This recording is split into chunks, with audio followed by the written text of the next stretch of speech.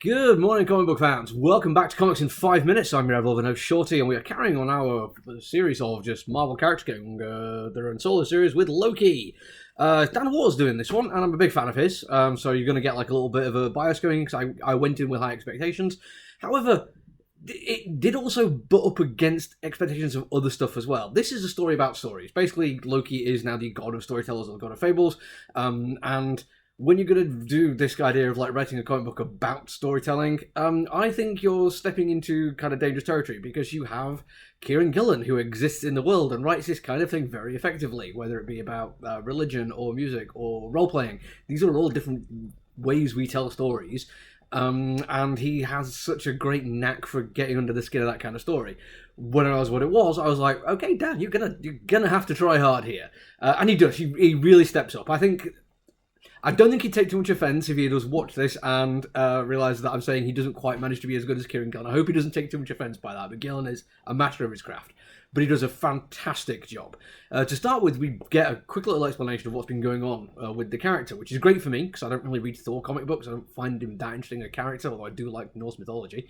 And we find out that Loki is no longer evil god of mischief or anything like that. He's just the god of the frost giants, and also storytelling and fables, and seems to be doing his best.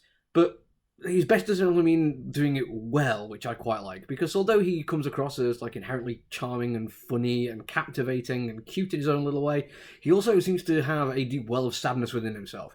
This comes across perfectly well through dialogue. There's never any need to tell you that this is going on. You just get a sense of it. Waters writes him immaculately. He's funny when he needs to be, he's disarming when he can be, but he also doesn't have just a nothing but joie de vivre. There is something about him which feels like it's not quite connected to what he's doing.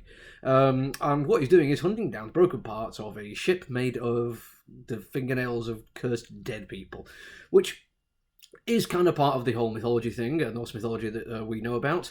And it leads me to some interesting thoughts about what Marvel does with Norse mythology, because it's not a direct take on the kind of stories we're aware of, which is absolutely fine. I don't think it should be. For people who study this kind of thing, most of what we know in terms of Norse mythology is based on the Edda, and these were written by Christian monks, sometimes hundreds of years after the fact of this happened, and knowledge has been passed down. There'll be biases in there, and also unreliable narrators. So going off and doing your own things is perfectly fine, but you're going to take some things from it to add a sense of similarity so people know what they're dealing with, but it gives them a chance to mess around with it. So this cursed ship, which contains all the horror, hatred, sorrow, despair, and anger of all these people who had their fingernails taken from them in death, and these were lonely, hard deaths where the people who loved them didn't have a chance to care for them post-mortem, and he makes it into a ship which contains all of that horror.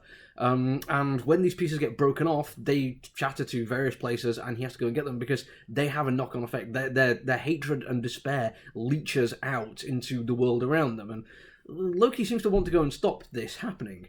But it's kind of nice that we don't know exactly what his motivation is. Like, Thor basically tells him to go and do it, and that's fine. But Thor is just checking up on his brother. And you don't know entirely if Loki's reason for doing it is he wants to stop the bad thing bad out in the world, or he wants to get his ship back, because that ship is useful. It was used in Ragnarok. Yay, Ragnarok. This thing which kind of continually happens in cycles of death, destruction, rebirth, and struggle, which ties into the idea of all stories having those kind of aspects to them. And the narration we get for it is from the point of view of some of these trapped dead souls. They understand their place in the story, but also understand that they are part of a story. All of this is brilliant, and it really makes you think about what's going on. Rather than just the action beats, which are fun, and the comedy beats, which are funny, you do get more of a sense of a story building, which is really, really quite effective. Also, in terms of artwork, it's fantastic. I'm not hugely familiar with German Peralta, so I had to check the name there. But you've got Mike Spicer on the colours as well, and he's fantastic too. It has got a fantastic eye for detail. There is lots of fine little things you just discover the more you delve into the artwork on it, and the colouring is just so rich and so lush.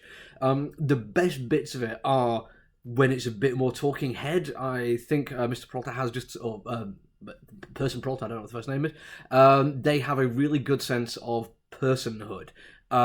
They can do great things, just a raised eyebrow, or just counting off on your fingers and where you're looking when you're doing it. All these little things, these non-verbal bits of communication, along with the dialogue, makes every character stand out in their own little way and interesting to follow what they're doing.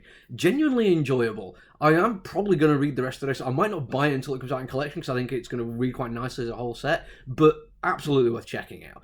That's it from me for now, though. We'll have more. We've still got Storm to do, so another Marvel character getting their own series.